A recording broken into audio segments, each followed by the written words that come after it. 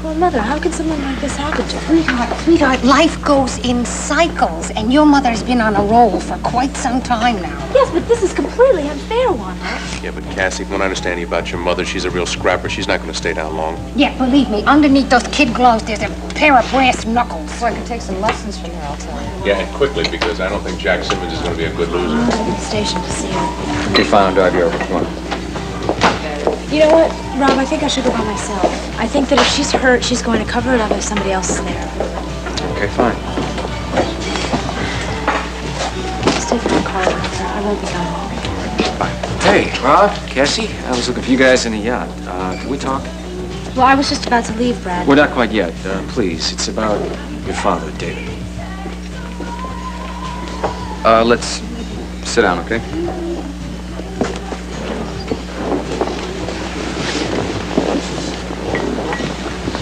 I know that he's alive and hiding out at Timberdock. How did you find that out? I followed Jenny. She said and did some things that were out of character. It made me suspicious that he was still alive. So what are you after? Blackmail? That hurts. Cassie, have I ever done anything to you? I don't think so, so could you cut the cracks and listen? Because I think I've come up with a way to get David and Jenny safely out of town. Tex. Yes. Tex, I'm afraid that I don't think your hand is healing properly. Oh, that's very nice of you to worry about it, Miss Wanda, but it's coming along fine, thank you. I think that you should do yourself a favor and you should go see my brother-in-law, Larry Wolak. He's a doctor, isn't he? Yes, he is. He's the best. He's chief of staff at Landview Hospital, and he could recommend a specialist for you. Well, I'll tell you, don't you worry about it. If it's not fine in a couple of days, then I'll go and see him, okay? Good. Then you could do twice as much around here.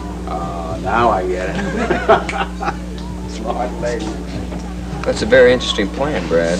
I can't believe you do it for them. It's because I love Jenny and I want her to be happy even if it's not with me, and I don't want her to be killed trying some other harebrained scheme. So David's agreed to this? With a little persuasion, yes. Now here's the hard part. This has to look real. So I need you two to help convince any doubters that Jenny and I are really in love again. And you're gonna be best man, and you're gonna be matron of honor. Okay. Well, could you give the rest of the details to Rob? I have to go and see my mom. I'm really worried about her. It's not one parent, it's another.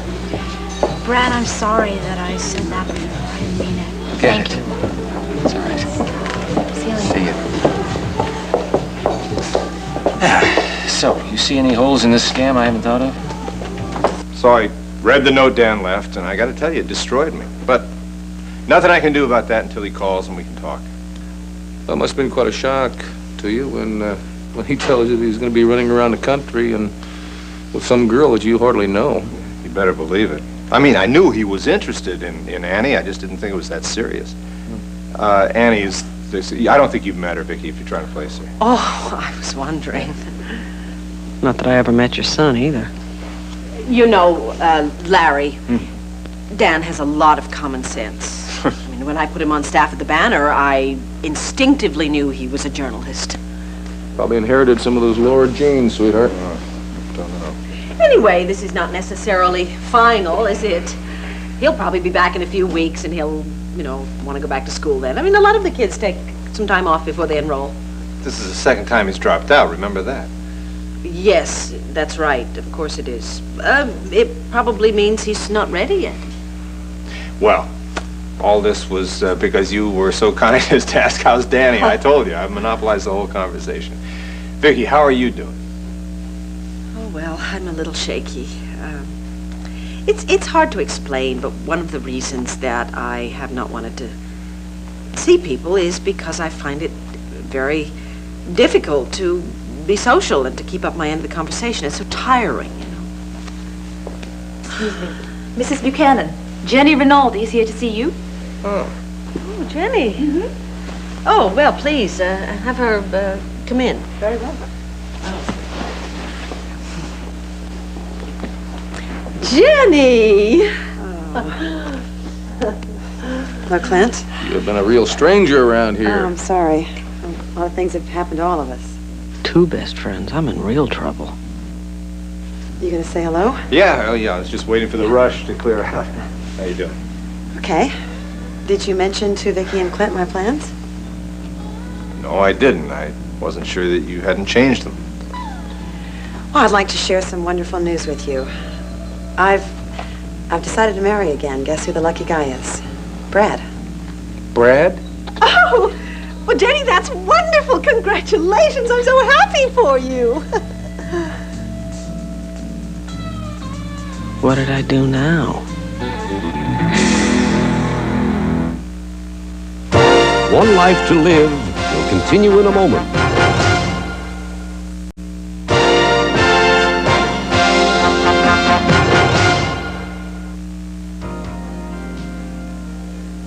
Ooh, I really said the wrong thing this time. Well, go for broke, kid. Why all the long faces? Jenny deserves better than that. I think this is a time when we should do everything we can to make things happy for her. Well, thank you very much. This is an unexpected reaction. I thought you might be upset. You know, Jenny, of all my experiences, I learned something. That I should never judge other people. I mean, you're a grown-up, adult person, right? You can make your own decisions. Honey, what about their past history together? I mean, the way Brad has treated Jenny. Well, I can only assume she thinks he's changed, right? He has. He has, and well, you're the first person to recognize that. What about your feelings for David? David is dead, Clint. I know that.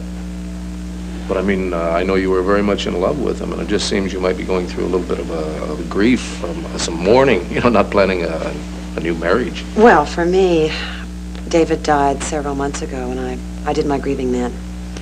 Brad has been very loving and very supportive, and he was a big part of my life for a very long time. I think we can make a go of it.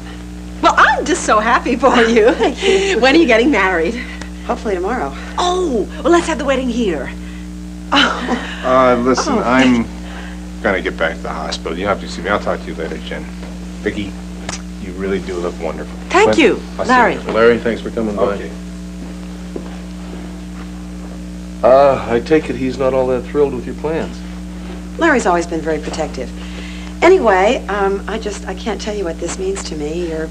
Your reaction was an unexpected blessing, and we would just love to have the wedding here. Good. We need a party to liven things up around here. Well, I've got a million things to do. I should get going. I'll call you later, and we'll go over the details. Oh, don't worry. We'll take care of everything. Oh, Viki. Go on. Thank you. Clint, I am making the right decision. I wish you'd spread the word. Okay. You tell Brad if he pulls anything this time, I'll be stopping by to have a little chat with him. Maybe that'll keep him in line. I'll pass that along. Thank you both very much. Okay. Bye. Bye. Bye.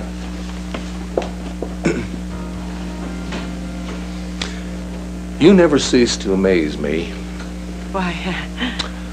Well, because you jump in and you're ready to defend and support Jenny at a moment's notice, and then you plan to throw her a party even though you are shying away from people. Well, Jenny's been very good to me. I have to be happy for her now. I'm also very surprised that you think that Brad has changed, honey. I haven't seen any signs of it. Anyway, since we have so many friends in common with Jenny, it'll be like a coming out party for you and a reception for her. I mean, there must be 50 people who want to see you. What did I do? How am I gonna get out of this? Yeah, I do have a problem with it, a big problem. I don't own the yacht anymore, Brad. Bo Buchanan does. Yeah, but he left you responsible for it while he's away, right? Yeah. So Jenny asked if we could borrow it, and you didn't have it in your heart to say no. I don't know. That just sounds very shaky. We don't have time to Brad. call him and explain. You're gonna have to handle it, that's all. Okay, I'll handle it. There's no choice between David's life and good manners anyways, right? Exactly. Now I gotta see if I can get up enough nerve to tell Wanda the terrific news. You'd be ready to catch her when she faints, all right? All right.